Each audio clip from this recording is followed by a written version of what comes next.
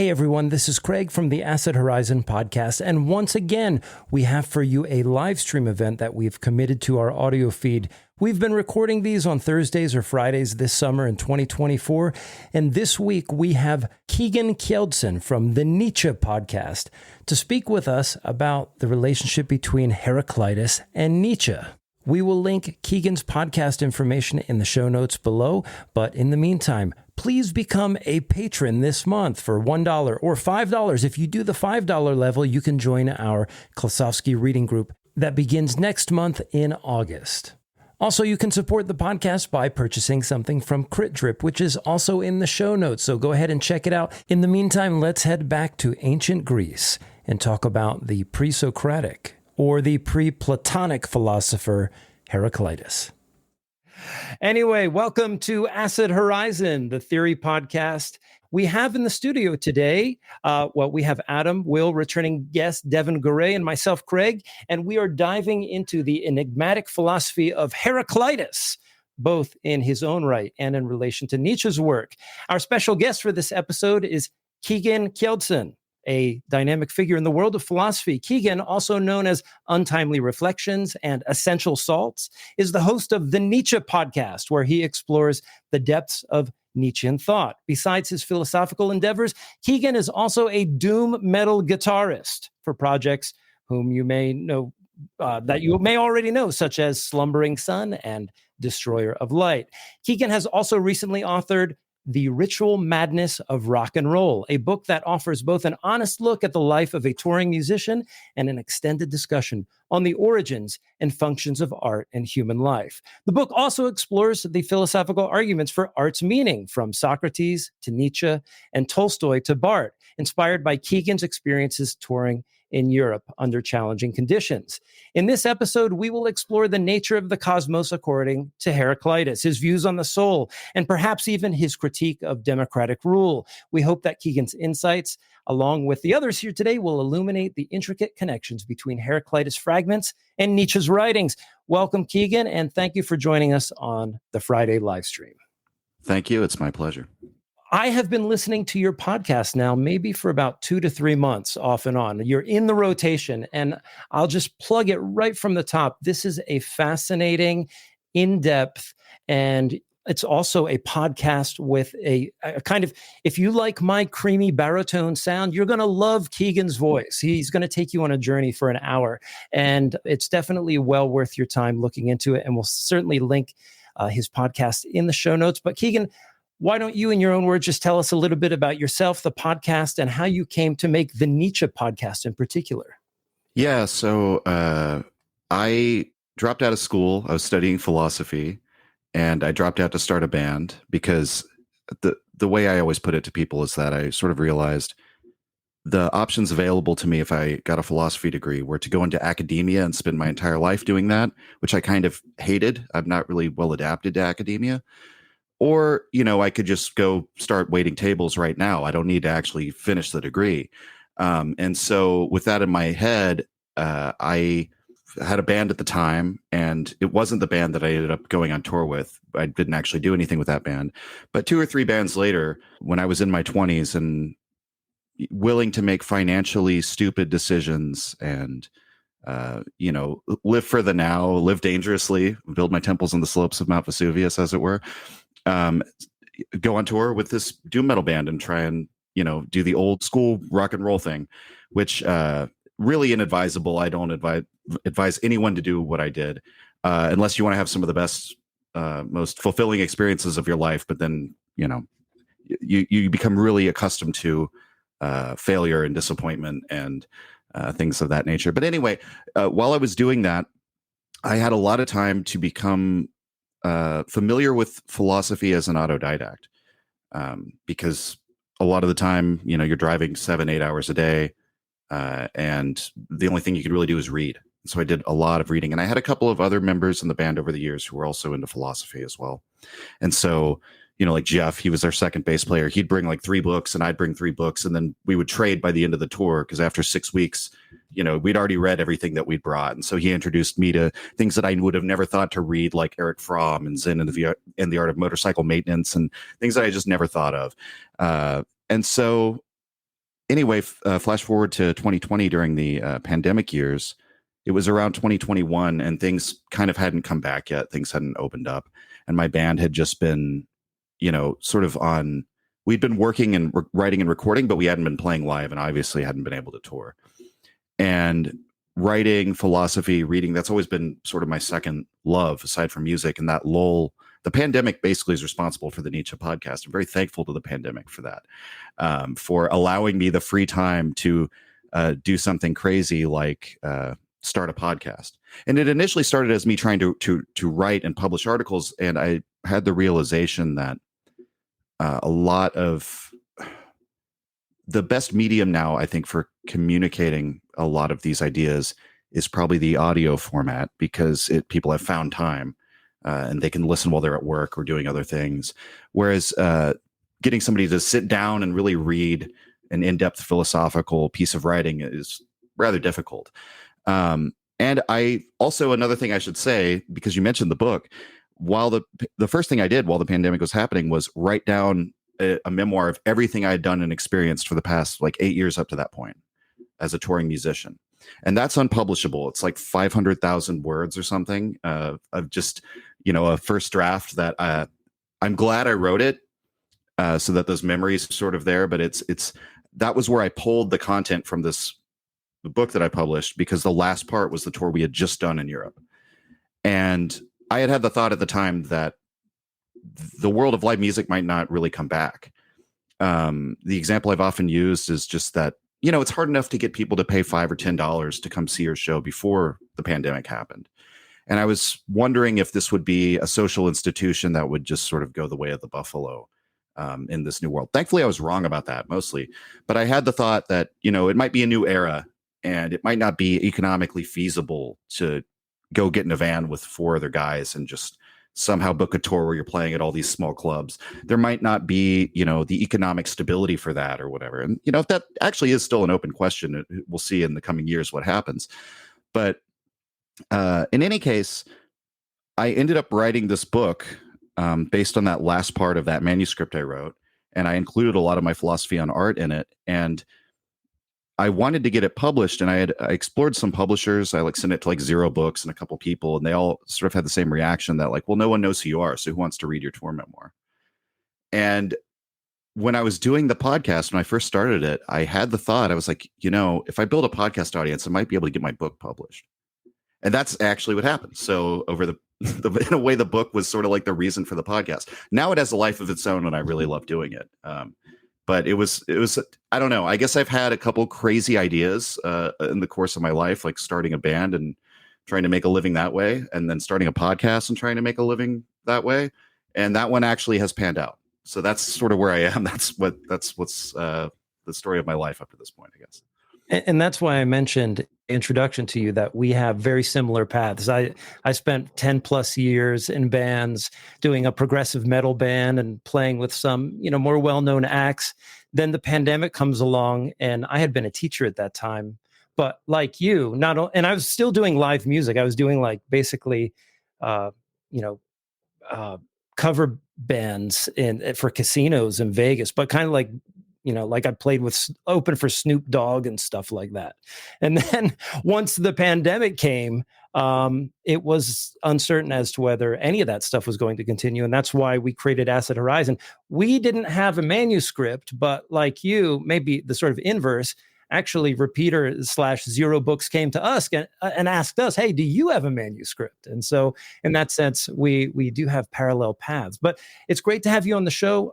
Like I said, I love your podcast. Let's talk a little bit about Heraclitus. We also have Devin here with us, who will have chime in a bit after Keegan's introduction to Heraclitus. But first of all, let's just talk about Heraclitus, the man, the philosophy, what we know about him. And if you had to give somebody a sort of 10-minute explanation trapped in an elevator somewhere in Austin, what would you say with respect to the question, who was Heraclitus and why were his ideas important? Mm-hmm. So Heraclitus is one of those figures that we normally call the pre-Socratics, but that Nietzsche calls the pre-Platonics. And what that means is he's doing philosophy before there is any sort of really common cultural understanding of what philosophy is, or any social or academic institutions of philosophy.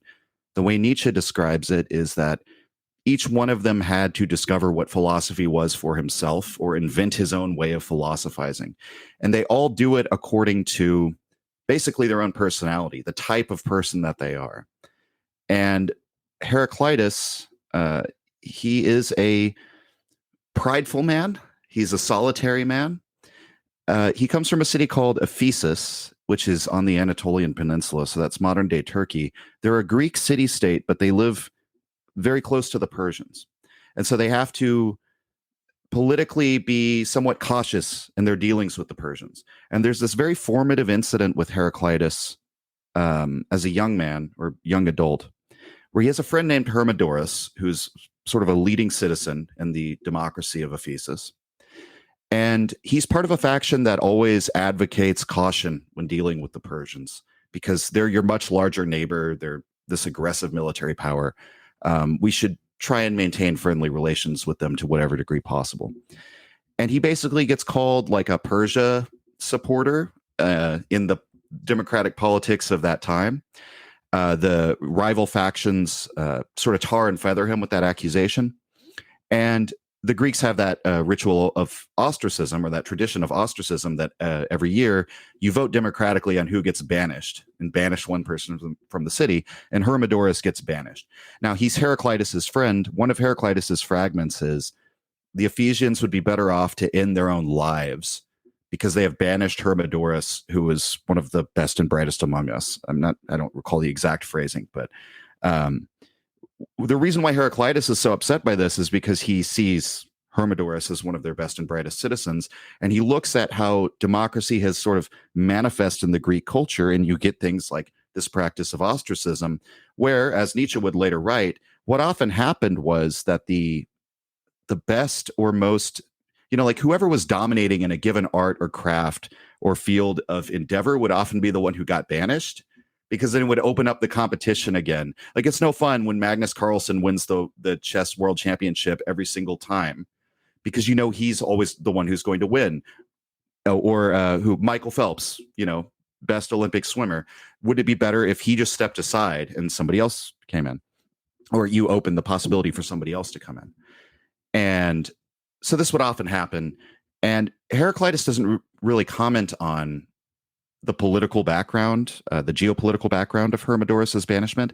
He just sort of sees that dynamic, and it's very implicit. The thing about Heraclitus is that all of his writings come to us through fragments. He's very similar to Lao Tzu in that way, because he leaves us these really sort of laconic, koan-like statements where you can read so much meaning into them, but because the context is so lacking, it opens itself up to so many different interpretations. So people have interpreted Heraclitus all these different ways. But with all of those caveats, there is that sense in Heraclitus that he gives up on the civic life, on the democratic life of the Greeks. And Nietzsche says that the Greeks were like the political men par excellence. So it's particularly unusual for him to do this. The reason why Nietzsche says that is because all the Greeks in some way represent their polis. So even when they're at the Olympic Games competing between athletes, you're a stand-in for your city. And Heraclitus, after this incident, or maybe it's just sort of like the straw that breaks the camel's back, says, I'm done with this. And famously, he's found at the Temple of Artemis. Some of the leading citizens go looking for him, and he's playing knucklebones with the children, a kind of dice game, ancient dice game. And they say, why are you doing this? And he says, isn't it better to do this than to participate in your civic life? And he then leads this life of sort of obscurity.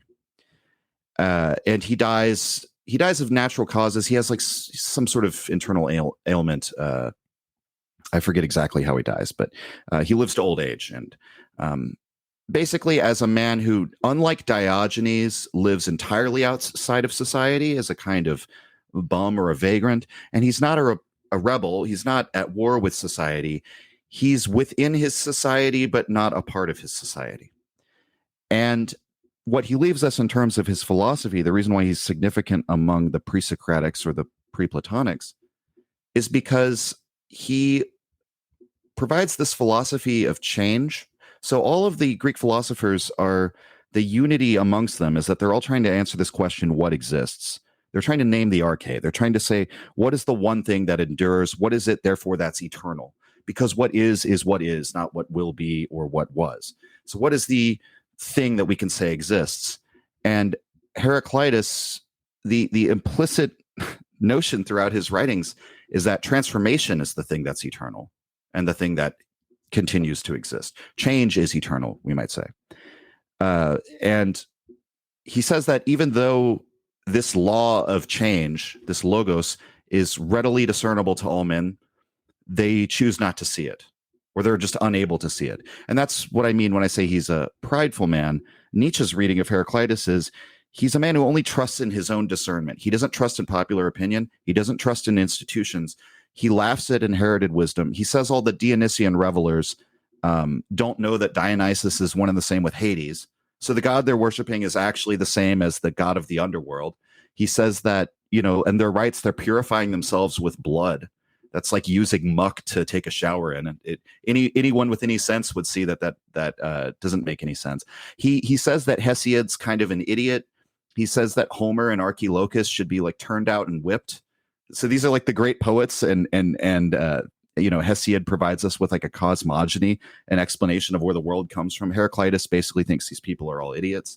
He only trusts in his own discernment, and it's similar to saying he trusts in his intuition, but it's more like saying he trusts in the direct apprehension of his senses and his perception. And this is really significant to Nietzsche because the way I would describe it is that Heraclitus does offer a metaphysics, but what it is it's a metaphysics that does an about face from the intelligible world and turns back to appearance. And so many of the other philosophers at this time, they're trying to describe, what being is, what truly exists. They end up creating this intelligible world. They're trying to describe it in terms of the world of abstract concepts. Heraclitus, his metaphysics has the effect of turning away from that and turning back towards what we directly perceive. And what he directly perceives in the world is this change, is this flux. There's these numerous, I pulled up one of them actually, fragments about this. This is 67. He says, God is day and night, winter and summer, war and peace, surfeit and hunger, but he takes various shapes, just as fire, when it is mingled with spices, is named according to the savor of each. So, like you burn incense, we name the smoke that the fire gives off according to the savor of it, or whatever is burned, or something like that. And so there he's talking about the God, the one, as this thing that transforms. And, one of his most famous aphorisms is that this world was neither made by gods nor men, but is an ever-living fire that's kindled in some places and snuffed out in others. And so, that would be my introduction to Heraclitus, that he gives us a metaphysics of change, and that when asked what is eternal, he tells us that transformation is eternal. And when asked sort of like what to describe the world in intelligible terms, turns us back toward the senses. And at the very least, that's how, like, Heidegger reads Heraclitus very differently, for example, but that's Nietzsche's reading of Heraclitus, and it's one that I happen to agree with. I really like in your explication, or basically your recounting of the narrative of his life, his relationship with Hermodorus. Hermodorus. I almost did not put two and two together. The idea that we could democratically banish one person from the city each year might be the reason that he comes down pretty hard on democracy. And that's something that I definitely want to put a pin in, and maybe we'll move that to the end of the discussion. But before I do that, I'll have maybe Devin say a few comments, maybe fill in a few blanks, or shift the focus to something else that you think stands out to you in his work. No, I think Keegan already took everything that I had planned to say, just laid it all out. It was a fantastic introduction. I think that was I was actually going to refer kind of as the first thing to a passage in Twilight of the Idols, where Nietzsche makes explicitly the same argument that Keegan was just kind of laying out, where he says he kind of makes this great exception for Heraclitus among philosophers, And he says, when all the other philosophical folk threw out the testimony of the senses because it showed multiplicity and change, Heraclitus threw it out because it made things look permanent and unified. And what the passage suggests is what actually I think is a central concern of Nietzsche's philosophy throughout, which isn't just this theme of becoming, but this question of how error and illusion are necessary conditions of life. And the root of error and illusion is, in some way, conceptual thinking, which operates through a principle of identity.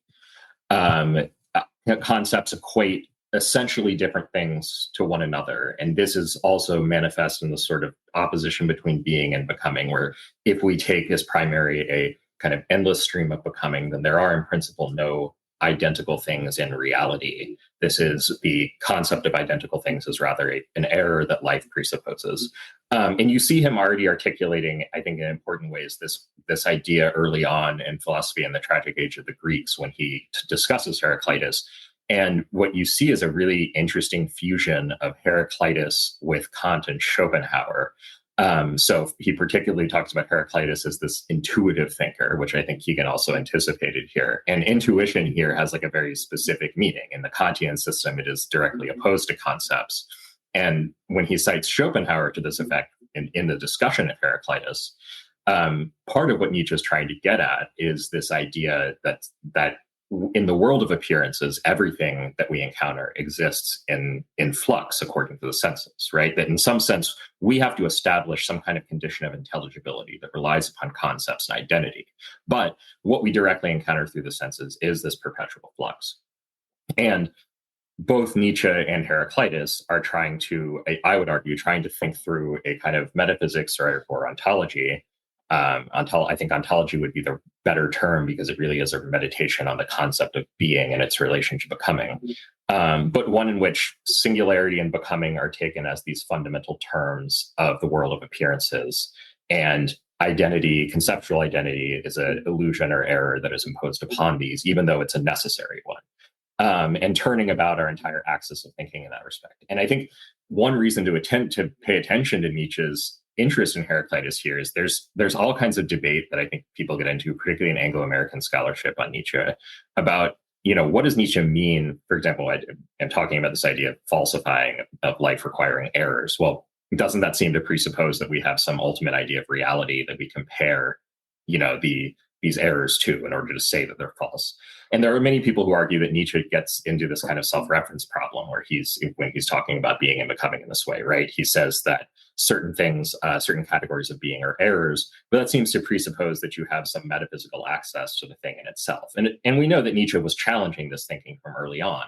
But I think if we focus on Heraclitus, we see that this kind of epistemological framing misses that there is this deep interest in radically thinking being in terms of becoming, right? To think the cat, as Keegan was anticipating, the category of the one as expressing itself qua flux and qua action. And that is something that he really emphasizes in the Heraclitus discussion of philosophy of the Tragic Age of Greeks. And I think a lot of Anglo-American scholarship misses this, and the focus on Heraclitus can help to bring it out. I could go into a whole spiel about eternal return cosmology, because I think that's what this directly leads into, is his attempts to prove cosmologically the eternal recurrence. But I'll hold off on that for a little later when we actually come to it more organically. Well, I'll have Keegan respond to that, and then we'll just go to Will and Adam for each one of the individual questions. So yeah, go ahead, Keegan. Yeah, a lot of when Devin was talking just now, what I thought of, I pulled this quote from Nietzsche's Lectures on the Pre-Platonics, it's a related text to the Philosophy in the Tragic Age of the Greeks. A lot of philosophy in the Tragic Age of the Greeks seems to be based on the Pre-Platonic lectures, but there's a lot there that's not included. But I'll read a quote from his lecture on Heraclitus, where he says, quote, "Thus the one overall becoming is itself law. That it becomes and how it becomes is its work. Heraclitus thus sees only the one, but in the sense opposite to Parmenides. All qualities of things, all laws, all generation and destruction are the continual revelation of the existence of the one. Multiplicity, which is a deception of the sense, according to Parmenides, is for Heraclitus the cloth the form of appearance of the one, in no way a deception. Otherwise, the one does not appear at all, end quote. And so it's this idea that being, to the extent that it's actually, there's sort of a relation to Hegel here that I don't think was intentional at all, in the sense of, I'm trying to think of the German word, Erscheinung, appearance, basically, which doesn't have, it has a different connotation in German of something like shines forth, basically. And so the way in which the one appears, or being appears, is in becoming. The change, the transformation, the flux is the cloth of being. And there's another excerpt from that lecture where Nietzsche says, Heraclitus doesn't reduce the many to the one, the many is the one. So there is no, in the sense that like Thales said that everything is water, he's sort of trying to come up with like a primordial form of matter, a sort of underlying unity to matter. And oftentimes he'll be contrasted with Heraclitus, where they'll say, well, Heraclitus said everything is fire. But there's a very different sense in which Heraclitus thinks that everything is fire. And that fire is energy. It's really what he's trying to get across with the image of fire, is that fire is something that arises and passes away. That quite literally, if you just put yourself into the perspective of somebody living in an ancient Greek polis, you would have an example in the metaphor of fire of something coming into being and then going out of being, at least in terms of the appearance, right? And that's how Heraclitus sees the world, is, all these phenomenon or individual forces that actually do arise and pass away. So this is before an understanding of the conservation of mass and conservation of energy, by the way. Heraclitus actually thinks that whole worlds get destroyed in this endless cycle of becoming. But there is no underlying essential intelligible reality behind that, is the key distinction. And when Nietzsche brings up Parmenides, I think it was Joel Zwan in this essay that I read about this, or paper I read about this, that he sees Parmenides and Heraclitus as sort of the centerpiece of philosophy in the tragic age of the Greeks, and points out that the animosity that Nietzsche creates between them is not necessarily something that they felt towards each other. I mean, they are near contemporaries. They don't write with the intention of refuting one another. They are contrasted quite often, however, because the Parmenidean school, the Eleatics, they put forward the complete opposing viewpoint that, in Nietzsche, in the same lectures, he says, the revelation comes to Parmenides one day. What is, what is not, which sounds tautological, but it's his realization that all the time we talk about things that don't exist. We talk about non-being. We talk about nothingness. And that leads him as a sort of logical imperative to deny becoming, because change therefore would be impossible, because for something to become what it was not, you're saying that it basically is following sort of the law of conservation of mass, in a way, conservation of matter. Nietzsche actually sees that as a contribution of Parmenides. Possibly the one contribution is that later the atomists like Democritus actually took seriously his idea of matter being sort of like indestructible or something of that nature. But Democritus's innovation was saying that there was atoms and void. Well, the Eleatics deny that there's void, because that would mean that there's non-being. Therefore, there can't be motion, because there's no negative space for objects to move through. So then, therefore, the fact that we see motion with our senses must mean that the senses are deluded. And, we're all familiar with Zeno's paradox. He tries to demonstrate this mathematically.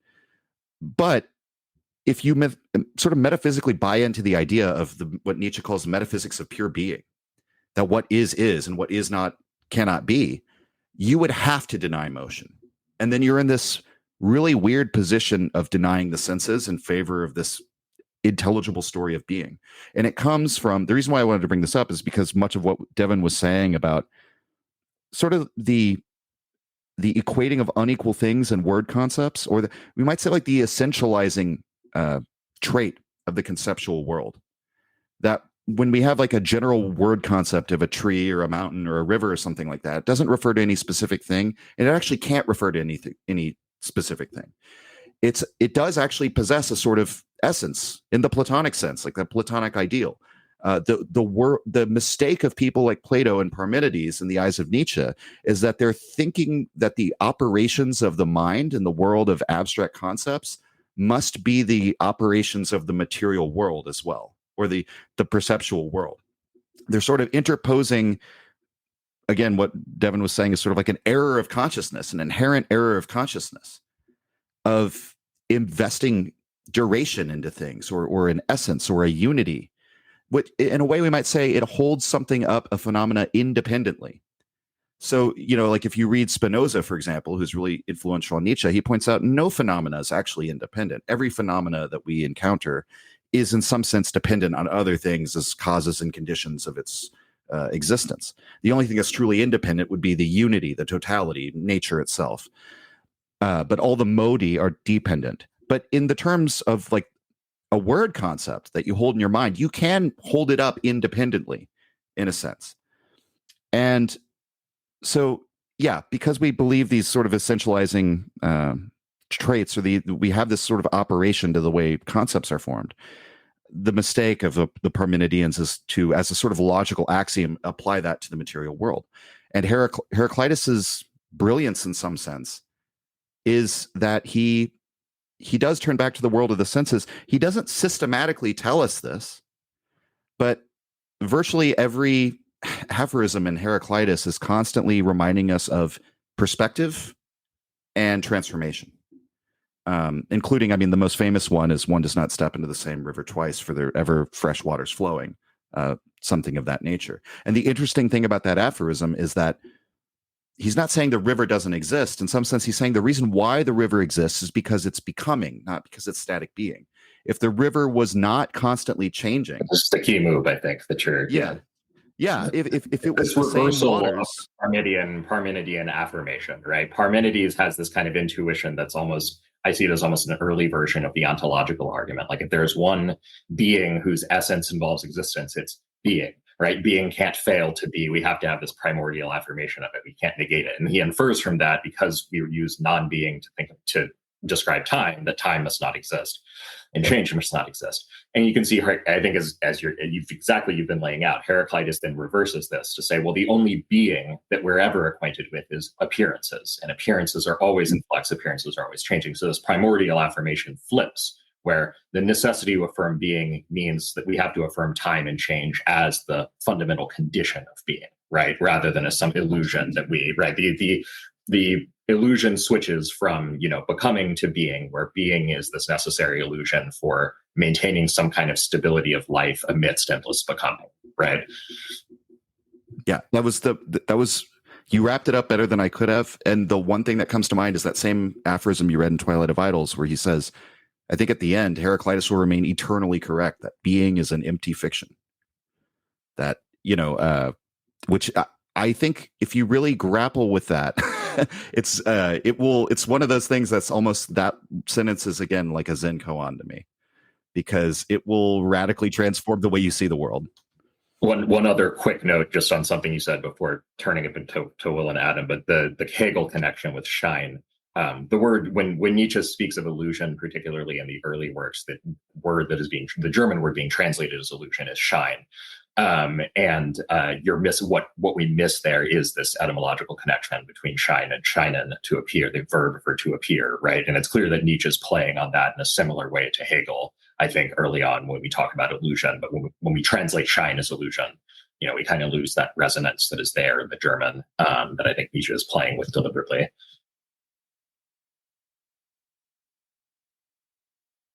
Yeah, I think if we're going to talk about Nietzsche and Heraclitus, I find it interesting that so far the discussion of what Heraclitus reveals to Nietzsche about history has been missing. In the second meditation, right, it's Heraclitus that reveals to Nietzsche the limitation of the Delphic instruction, this basis upon which all of Western philosophy has lied in this question of the seaton, right? The know thyself, which has produced everything from a philosophy of history as the unfolding of subjectivity in relation to a perceivable truth, right? So there's this Heraclitean understanding, or this crypto-Hegelian understanding of Heraclitus, right? You have that rather silly articulation of Heraclitus as kind of the grandfather of the dialectic, right? Or Heraclitus is this remarkable metaphysician of opposites. But Nietzsche's going to make a much more fundamental and foundational claim that's going to set forth, really, I think, the basic argument of the uses and abuses of history, which I think is, if you're interested in Nietzsche as violator of history, this is, I think, as important as the second part of the genealogy. The Delphic cry, "Know thyself," and he then responds with the Heraclitean fragment on "things are as concealed as they are disconcealed," right? This idea that Heraclitus is this remarkable thinker of interiority, because I've excavated myself. The famous repeat is, "I've searched myself. I've mined myself." But what we often forget is we find as much dirt as we do gold, right? When we do this. So Nietzsche wants to sort of play with this account of Heraclitus as the pre-Socratic founder of philosophy, and this is why the importance of that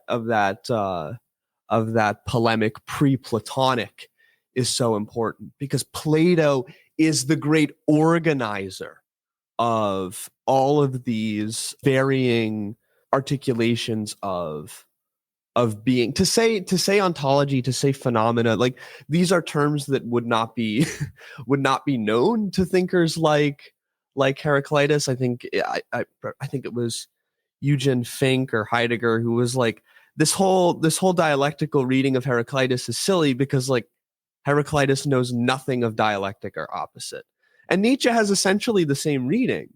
Now, Nietzsche and Heidegger, who I think are the two, most frequently casually cited interpreters of Heraclitus, have, I think, remarkably different understandings. But I think they both pin the same importance on Heraclitus, in as much as he's really one of the indicators of a symptom in philosophy, in as much as he negates it. Heraclitus is almost always bounced off of a particular malignant tendency in Western philosophy for both Heidegger and Nietzsche, but also Eugene Fink in those late seminars. I know both Craig and I read those for this. But what I want to talk about is not just Heraclitus as a philosopher who's, again, going to be bounced off of this supposed falseness of appearance, right, in favor of this excavation of interiority that then can reveal the unfolding of subjectivity that can one day align with the truth. There's also this strange element of revelation as sort of the process through which truth and revelation stand beside one another here. And I'm thinking of the way in which both Heraclitus and Nietzsche, I don't really want to worry about Heidegger's use of this, both Nietzsche and Heraclitus use the concept of the thunderbolt. Heidegger's preoccupied with steering, obviously, for reasons regarding his critique of technology, right? Like the thunderbolt, Kybernetes, it steers all, right? And of course, cybernetics steers all for Heidegger. But for the thunderbolt for both Nietzsche and Heraclitus is going to be this remarkably ephemeral thing, right? And it's going to both come down to a conception of experience, and I don't mean this in like the Leibniz sort of like experiential 19th century philosophy sort of way, but there's going to be this false attribution of, the thunderbolt to the entirety of, again, this concept of an interiority that must always, in the end, find itself kind of papered over, or at least establish a foundation between subjectivity and fundamental truth. But in this, again, this organized chaos. So I think that if there is something that Heraclitus and Nietzsche share, it's going to be a kind of remarkable skepticism as it pertains to the possibility of a stable category of truth and of self-knowledge. Because Heraclitus doesn't ever claim that he knows himself, but claims that he has searched himself, that he has had access, that he's dug into himself. And I think that it's that archival element that both Nietzsche and Heraclitus share as it pertains to this concept of interiority. Not that there has to be some exhaustible, final, positive truth, because now we know that the logos is inexhaustible. It's a principle that can never be a principle. There's always just simply going to be phenomena, and then sort of this void that has to be searched, but nonetheless can never be exhausted, or one can never make a final conclusion about. And in that way, I think Heraclitus is sort of helpful for Nietzsche as a stopgap for philosophy as final judger of history. What do you think, Keegan? Is Heraclitus the godfather or grandfather of the dialectic? Are you with Nietzsche? Right. Yeah, no, I don't know if I would agree with that one, because he doesn't seem I think the dialectic is sort of precluded by being such a solitary thinker in a way. But the interesting remarks you were, Will, making about history and about, what did you say, sort of like the illusion of interiority, or the illusion of, or the misperception of some sort of stable, like continuous concept. What I was thinking of in that is that it's not in philosophy in the tragic age of the Greeks, but in Nietzsche's lectures on the pre-Platonics.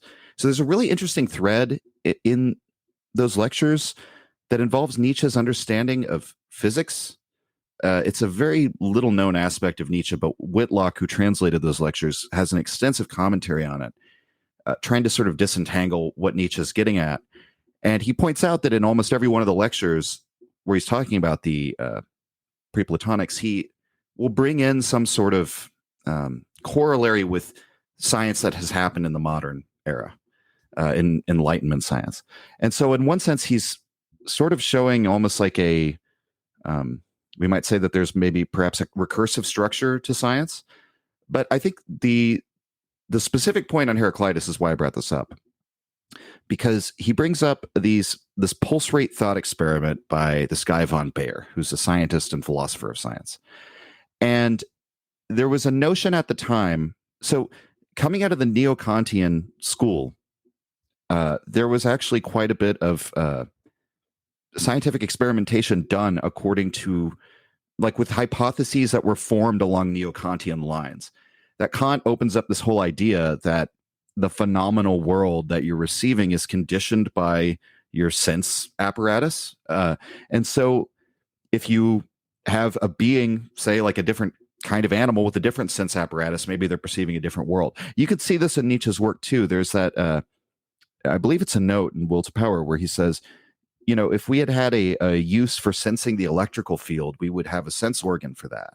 But we didn't find any sort of way to heighten our survivability by sensing the electrical. But that doesn't mean, like, just because we're not directly sensing it, it doesn't mean it's not real, right?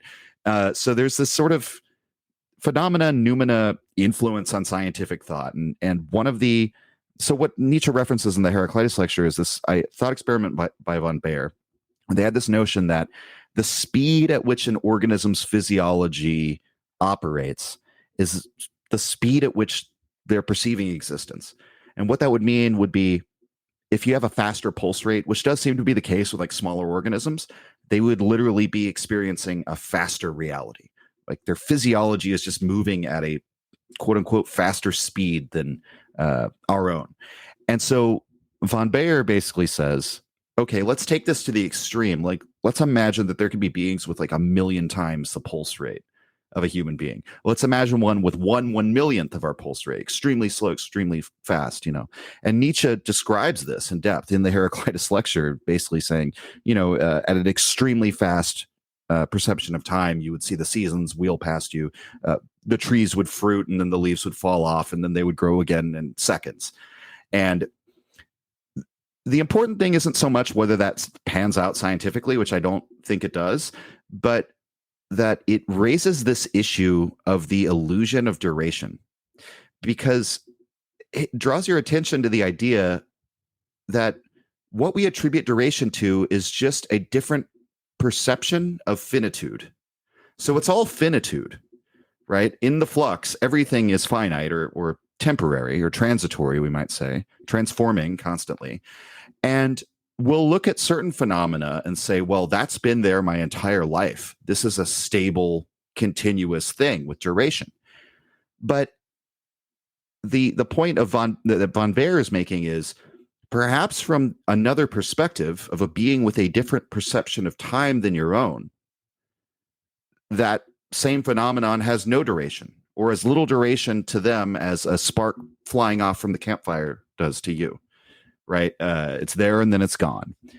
And this brings in perspectivism and relativity into so it basically means that you're sort of like at the extremes. You could sort of compound every, what would you say, every phenomenon with apparent duration from the perspective of a god, we might say, is equally finite. And so this leads into this very peculiar idea then that duration is a sort of illusion. Now, that brings Heraclitus and Nietzsche dangerously close to denying the senses in another way, in the opposite way of Parmenides. But again, the issue, I think the counter to that would be, it's not actually a denial of the senses. It's a denial of our conceptions. It's a denial of our conscious construal of what those senses mean, of the intermediary considerations that we have formed after the fact of those sense impressions.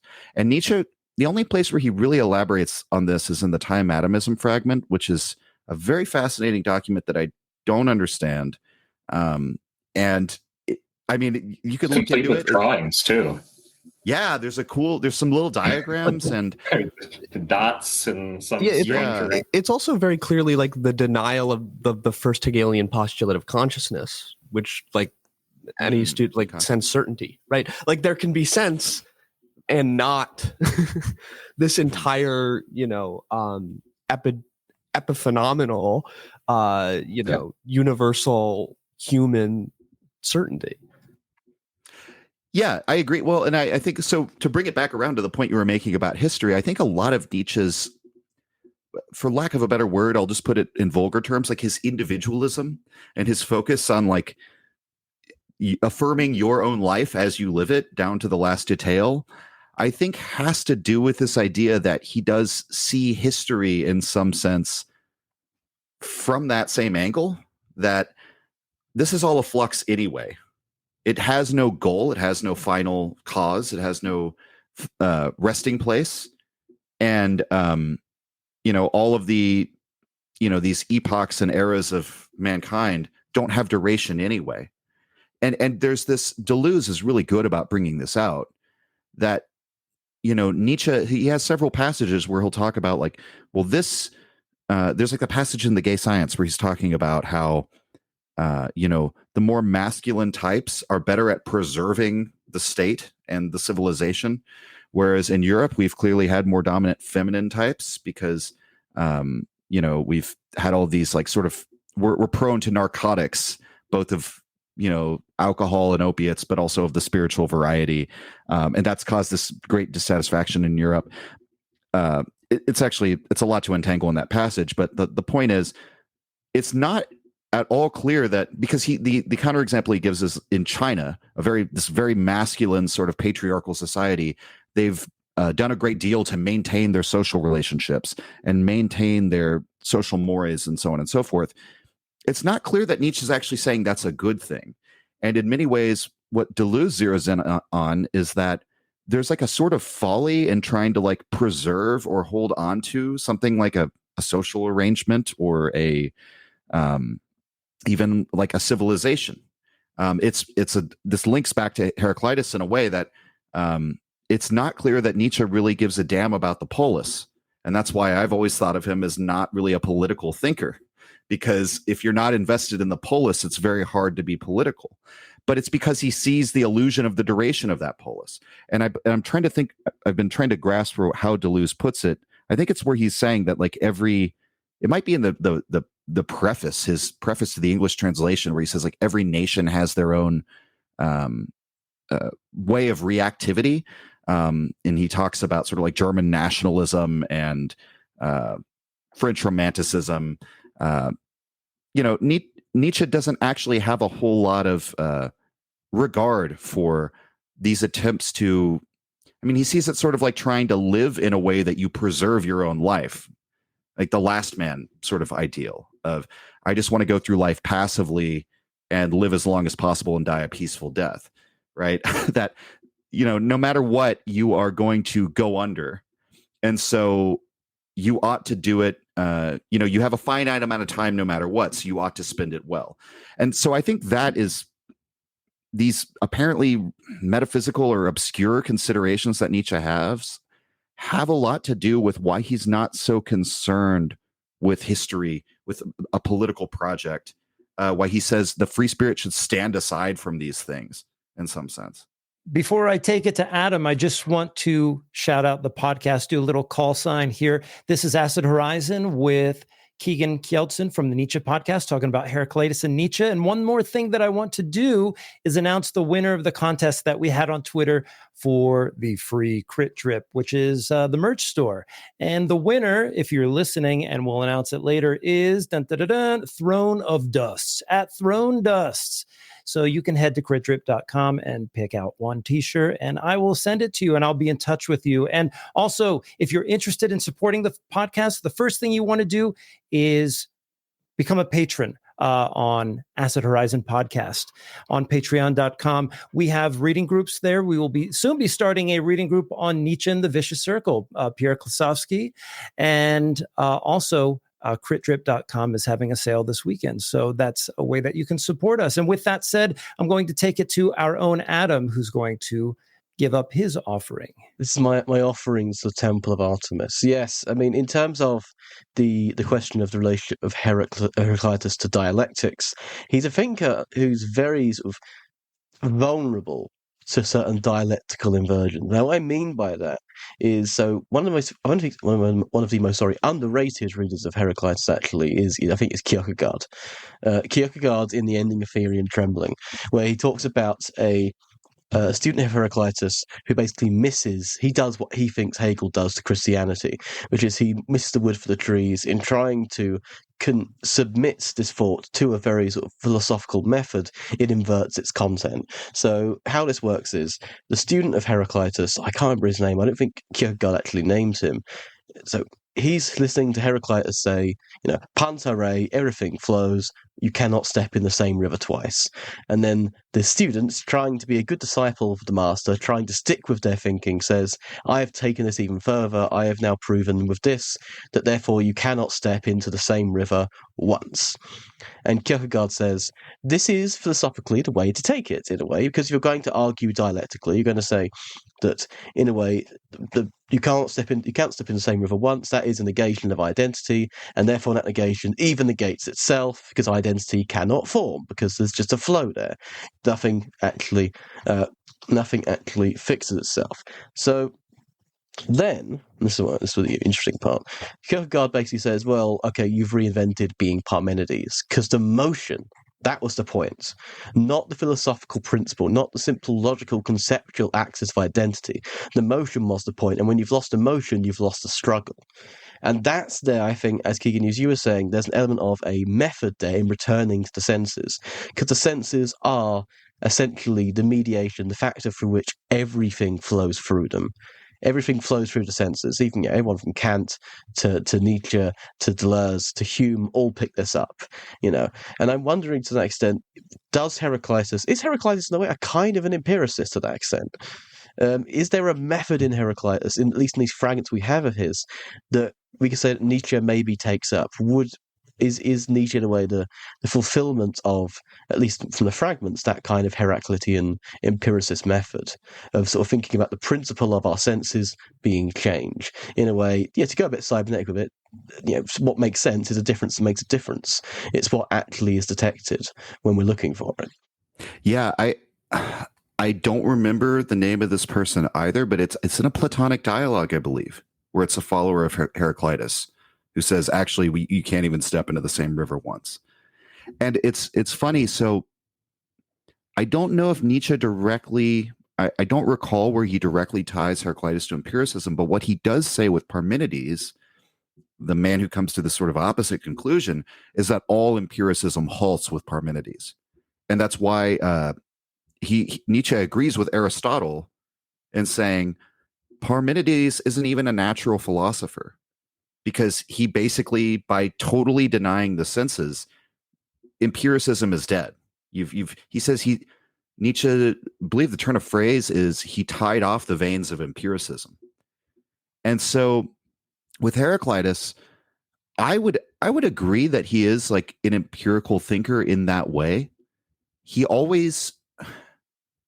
I think he's always been misread, because another thing that Aristotle says, this time against Heraclitus, is that Aristotle construes Heraclitus as a thinker of opposites, as a thinker who Aristotle basically says, look, the natural philosophers go wrong, and the example that he uses of that is Heraclitus.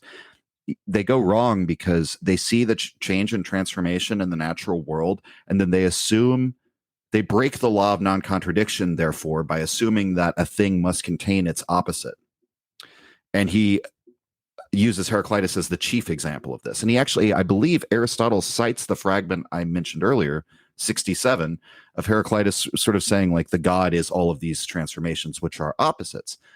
I think the reason why that's a misreading, which I think Nietzsche is very keen on, is because there's a misunderstanding of perspectivism. And I think one of the best fragments for getting at this is a really simple one, where Heraclitus says the way up and the way down are the same road. And what that means, I think, or the way I would read it quite plainly, is that if you're standing at the bottom of the road up the mountain, that's the way up. And if you're standing at the top, it's the way down, but they're the same road. It depends on where your vantage point is. But up and down are opposites, right? And so that's another way in which Heraclitus is very similar to Lao Tzu, because when Lao Tzu says, I believe it's in the second part of the Tao Te Ching, that like front and back depend on each other, up and down depend on each other. We have like this relativity in our language that's based on this perceived opposition. Well, it's right there, what I just said, it's relative, right? And that the oppositeness of these two phenomena is not in the phenomena, it's in your perception of them. And another great one is that the donkey prefers straw to gold, which is like, okay, it's a truism, Heraclitus. But it's like, if you think about it, it's like, okay, but the human beings, especially around his time when gold is still, the main currency, obviously they prefer gold to straw. But the donkey doesn't have any perception of that. Or there's another one, that dogs bark at people that they don't know. That's sort of like, the same person. If the dog knows him, he doesn't bark. He comes right up to him. If the dog doesn't know him, he barks at him.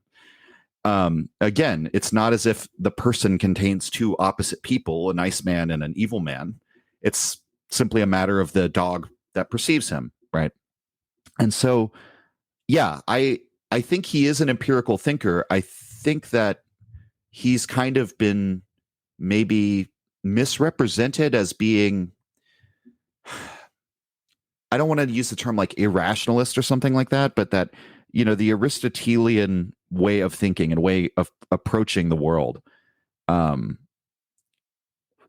tends to look at thinkers who accept a sort of ontology of what would you say, an ontology that takes into account perspective and relativity. They see that as inherently sort of irrational or undermining to their entire project of making the world reasonable. And so I think that's what's maybe kept thinkers like Heraclitus from being usually included within that milieu, because there's always this perception of like, oh, well, isn't he breaking the law of non-contradiction? So the whole thing, you can kind of argue anything, right? It's like, I don't think that's really true. I think a lot of what Heraclitus says is directly, I'll hand it over to Devin. If I may just pick up on that, because I think there's a Nietzsche passage that helps here from Philosophy and the Tragic Age of the Greeks, where he specifically addresses this issue from this objection from Aristotle. And I also think it relates to Adam's question about the empirical. So Nietzsche's explanation here, in response to Aristotle's objection that Heraclitus has sinned against the law of contradiction, is that, but intuitive thinking embraces two things. One, the present many-colored and changing world that crowds in upon us in all our experiences. And two, the conditions which alone make any experience of this world possible, time and space. So here he's making this explicitly Kantian and Schopenhauerian move, right? Where in the transcendental aesthetic, in intuition, the forms of time and space, and thus also of relation and representation, are already given, right? And he proceeds to sort of lay out, and I think in compact fashion, the kind of argument that he will, I think, repeatedly try to prove empirically by drawing from what at least Nietzsche considered to be the scientific evidence of his time. And I think there's reason to think that he wanted to extrapolate on some of these considerations more, but didn't quite feel himself competent as a scientist. But he goes on to explicitly make the argument, and space is just like time, and everything which coexists in space and time has but a relative existence, and each thing exists through and for another like it, which is to say through and for another equally relative one. And this is a truth of the greatest immediate self-evidence for everyone.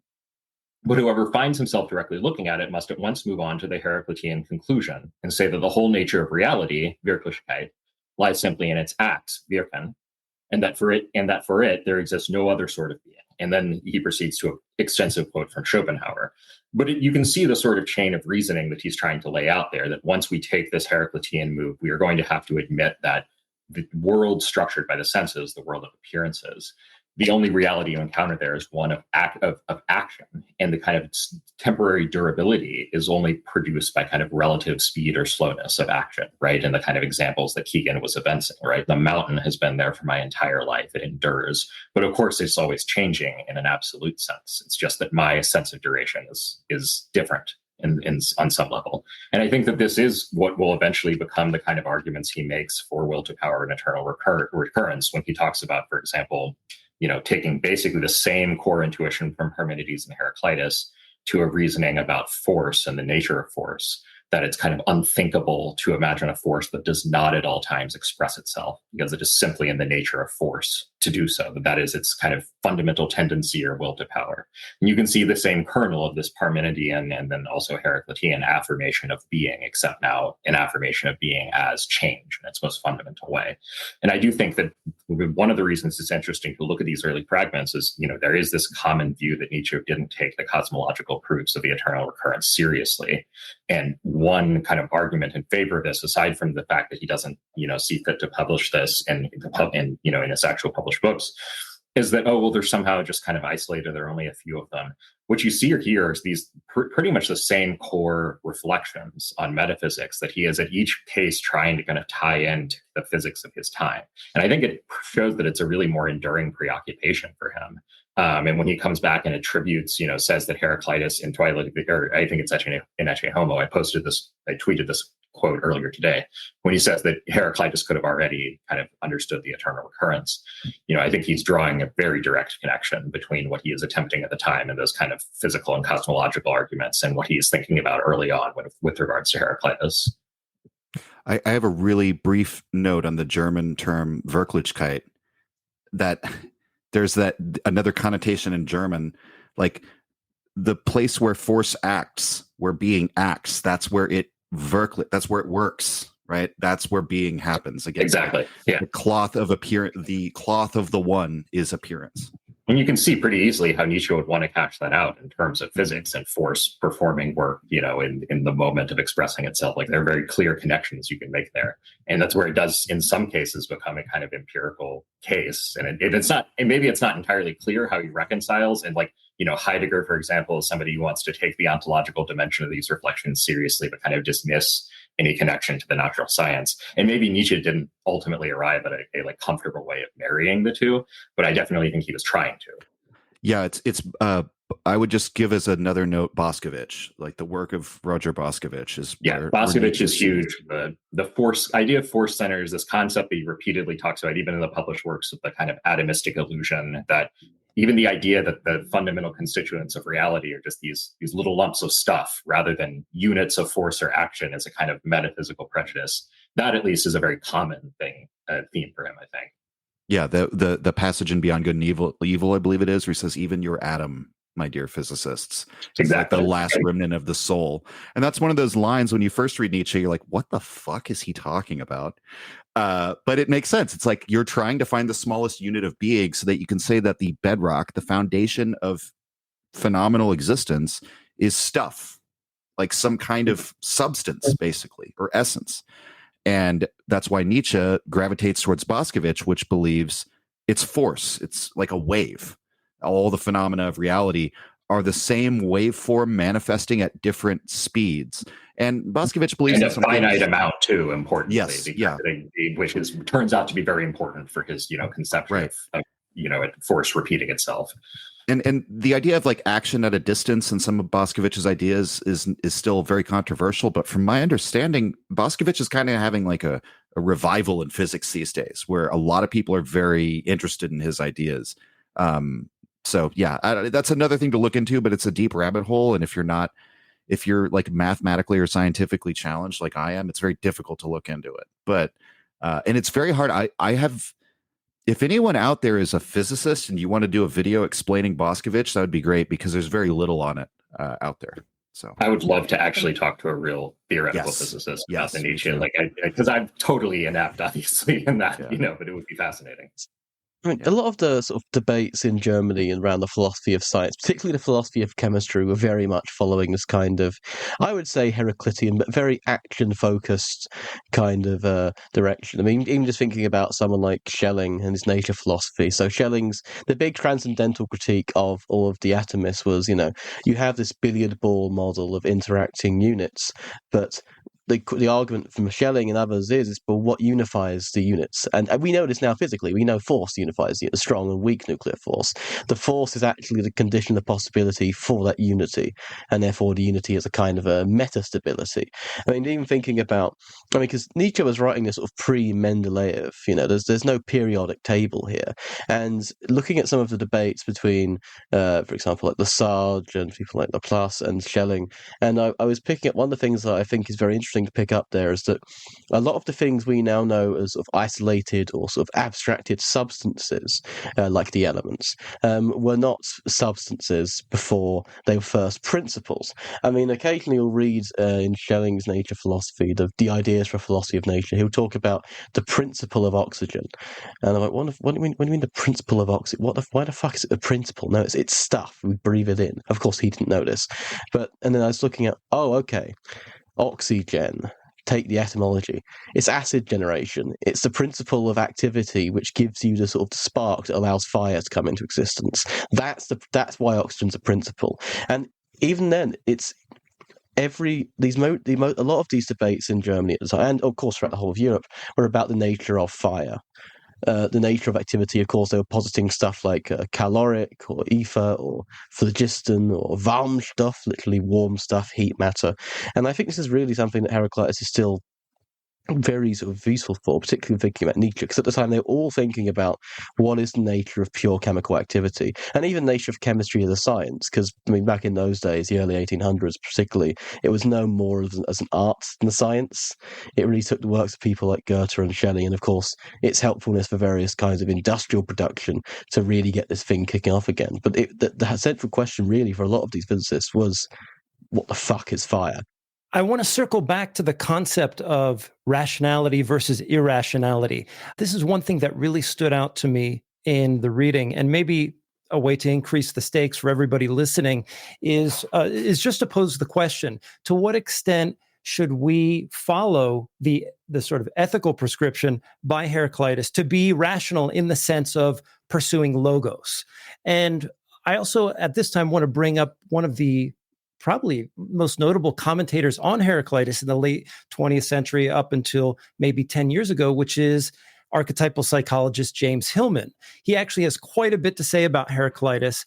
And this is also a way to sort of bring in the concept of soul and logos, and also to parse some of the distinctions that Heraclitus himself makes with regard to the composition of the universe, which is that, okay, all is fire, yet there's these mentions of water in the fragments. And I'll read a few that I'd like to bring into the discussion. So the first fragment is, a dry soul is wisest and best, right?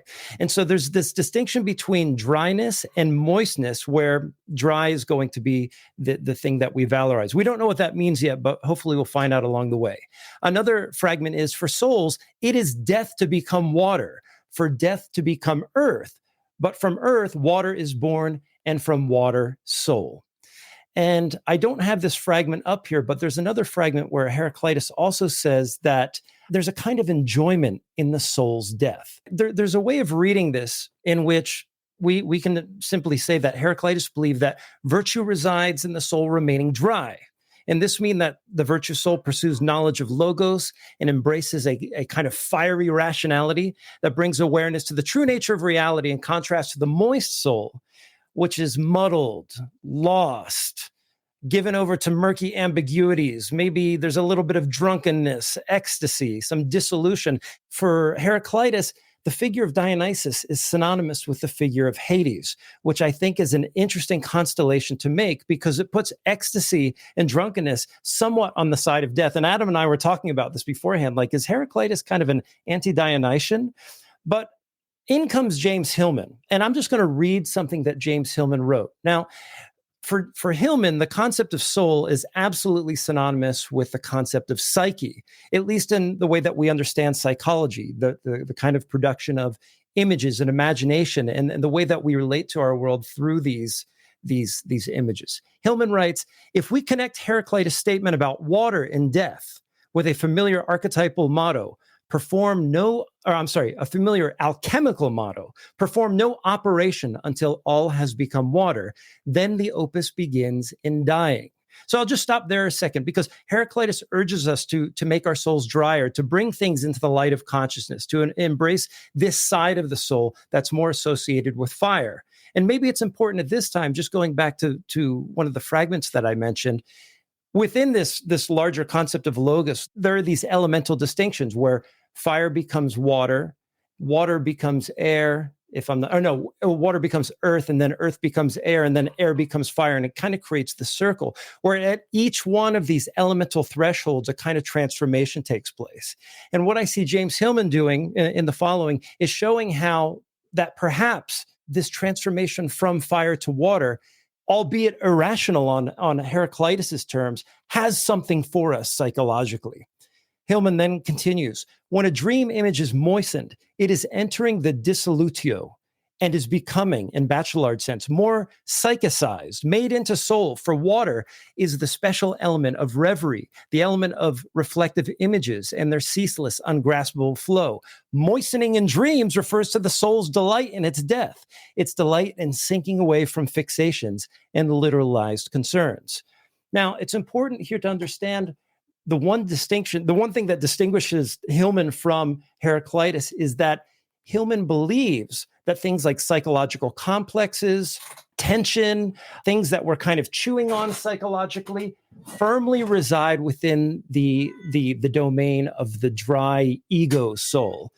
And Hillman, he valorizes this descent into water because it's in Hades. It's passing through that Dionysian liminal layer that we can access things like dreams and reveries. And if we kind of work on those things, like in the manner of Carl Jung, and I know, Keegan, you're familiar with Jung's work, that there is a kind of alchemical gold in there.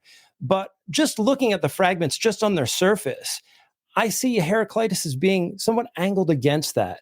And I think this might be a good way to sort of structure a little conversation about what is the role of irrationality and rationality in Heraclitus thought. And Keegan, I'll give it to you first, and anyone else can answer after that.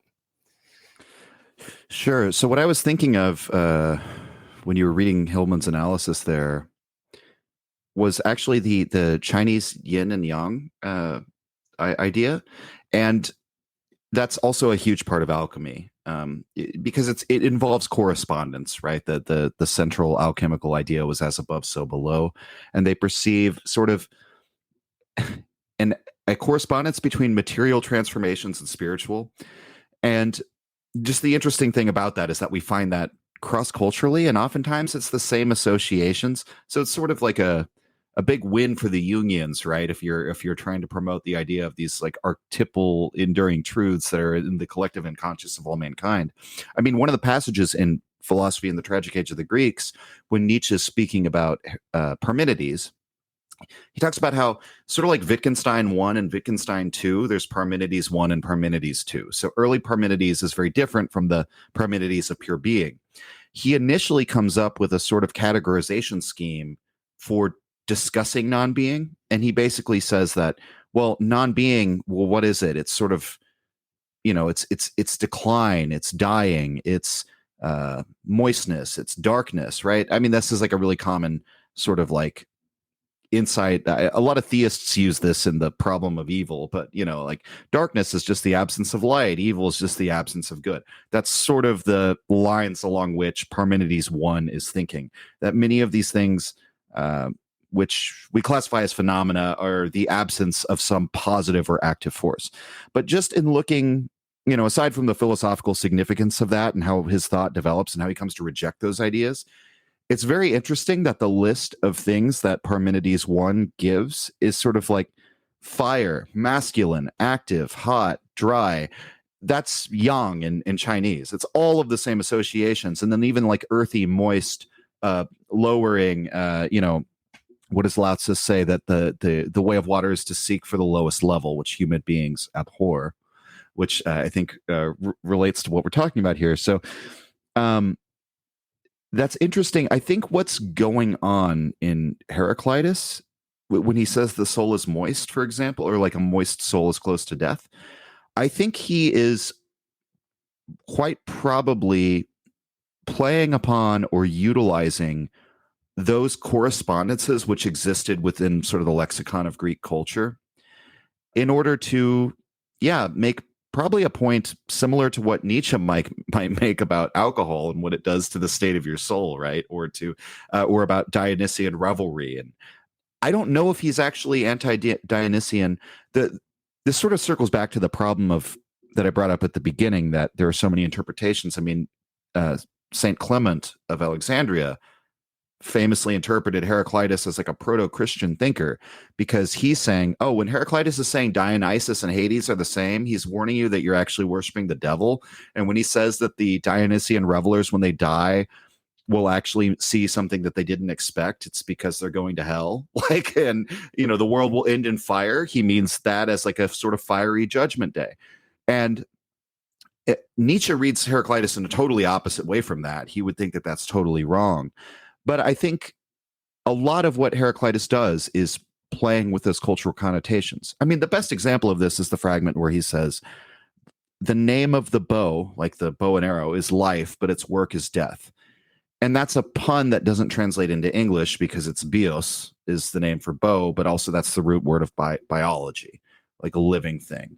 So the bow is this thing that's invented for the purpose of killing at a distance.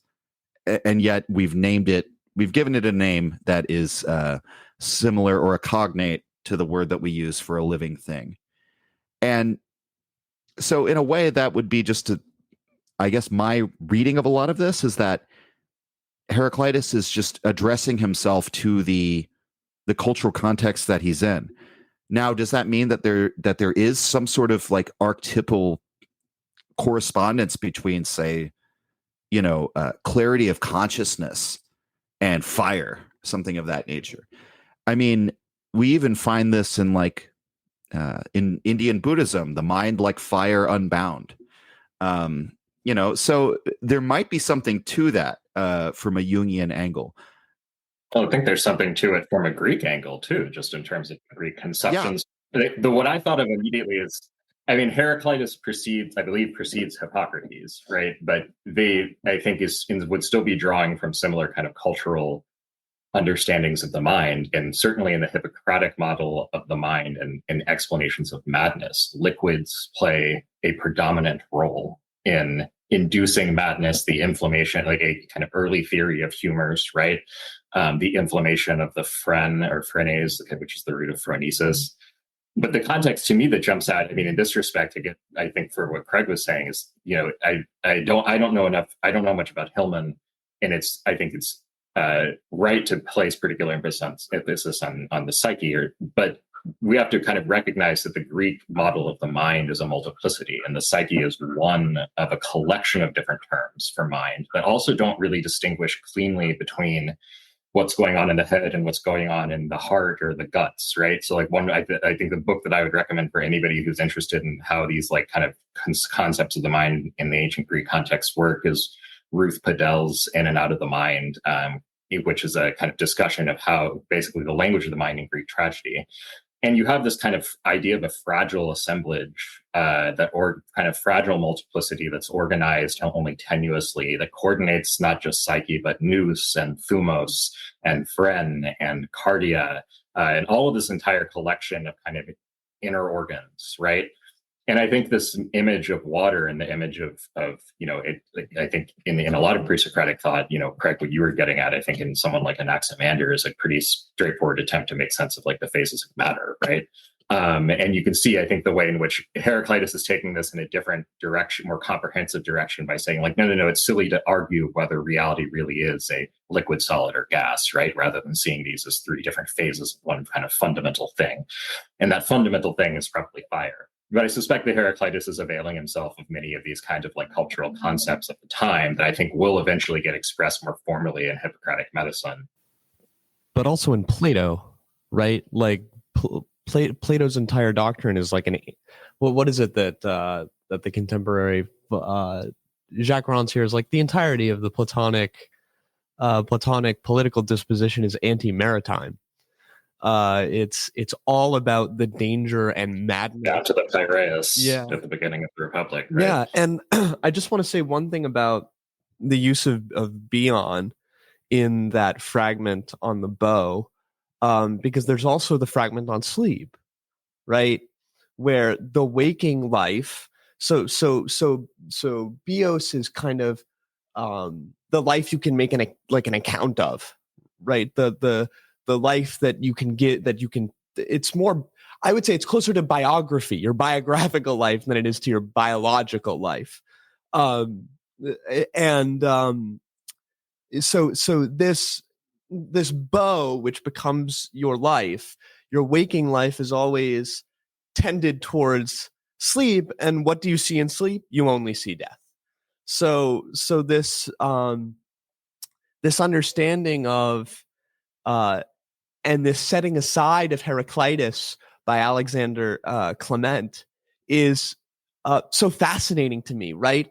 Because Clement is terrified of the Epicureans, of the Cynics, of most of the materialists and the Stoics, but setting aside Heraclitus in this way that sort of gives an opening to Platonic and then Aristotelian metaphysics, I think is really interesting. But also the fact that I want to go back to the Nietzschean sort of Heraclitus versus Plato thing. What is Socrates always saying that he tried to do in the Apology? He pestered people to do what? To take care of and understand their life, to give an account of their bios to him, and they never could.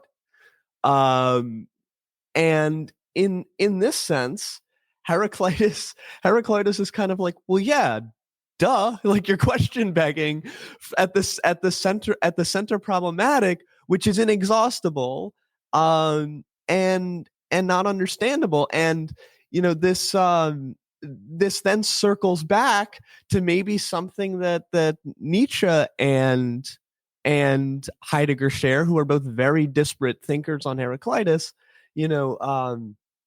Heidegger says in his 41 seminar,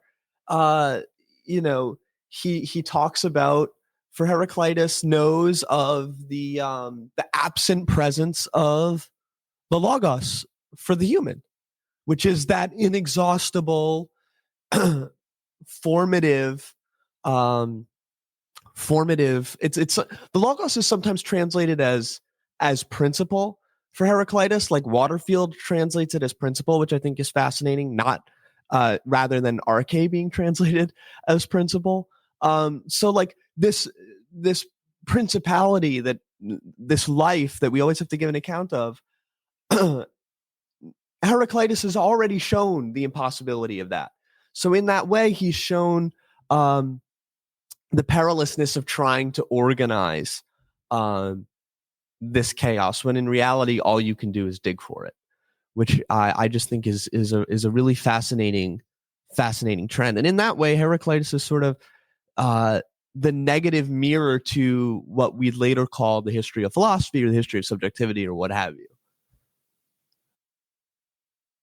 Well, we're almost at the 90-minute mark. And to save myself from hours of audio editing, which I'll release on the podcast feed afterwards, maybe we'll move towards finishing up. Keegan, is there anything else that you wanted to say? Any final comments on Heraclitus, or maybe something that you want to direct us towards in terms of your work, your book, or anything you want to plug?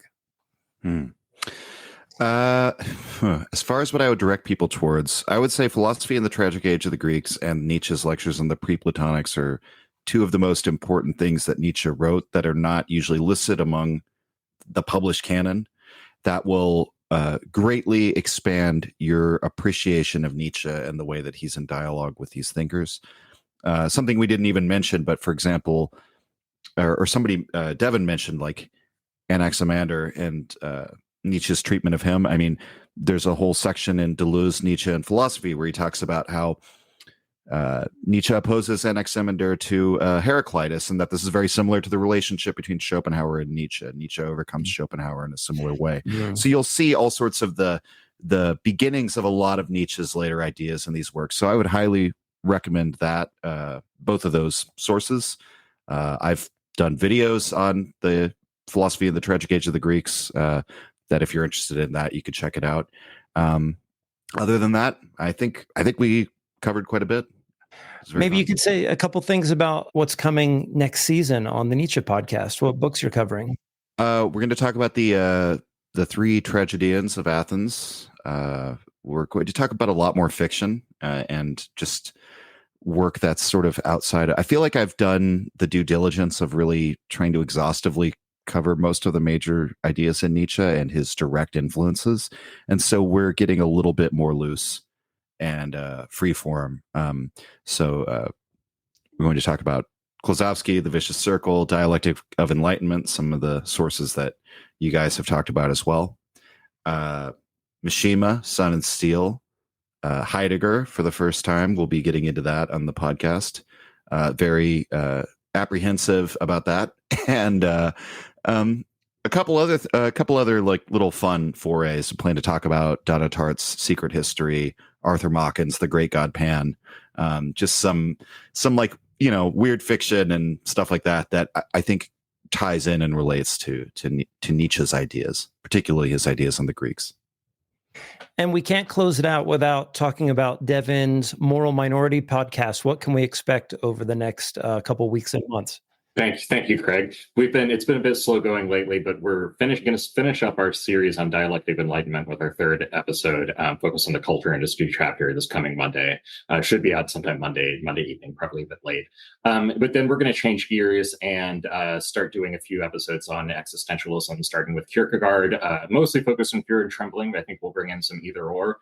And we're going to proceed through some Sartre and de Beauvoir as well. And then I don't want to get too far ahead because we're sort of like allowing the narrative to develop as we go. I want to make sure that we're tying things together. But we're going to continue to explore some of the other 20th century attempts to make sense of what kind of normative language we can hold on to amidst a kind of politics and culture of alienation and the ravages of capitalism and so forth. But I appreciate it. If you're interested in discussions of moral philosophy and are kind of anxious about moral elements and moral disagreement of politics today, then check us out. The pod is called Moral Minority, and we're available anywhere you can get your podcasts. And lastly, please subscribe to Acid Horizon Podcast on Patreon. Just become a supporter for $1. It's Friday. Throw a buck in there right now for the rest of the year. That's less than $10. You can join us. We have reading groups. And hey, if you can't do the $1, you just don't want to, you want to be, kind of anarchist about it, just DM me. I'll throw you in there. But we need the support. We love the support. So please subscribe to our channel on Patreon. I want to thank everyone who's been here today. Keegan, Devin, Will, Adam, and everyone who's listened. Today we were on Twitch, YouTube, and Instagram. And hopefully we'll get to do this a bit more. Let's say goodbye for now. Take care, everyone.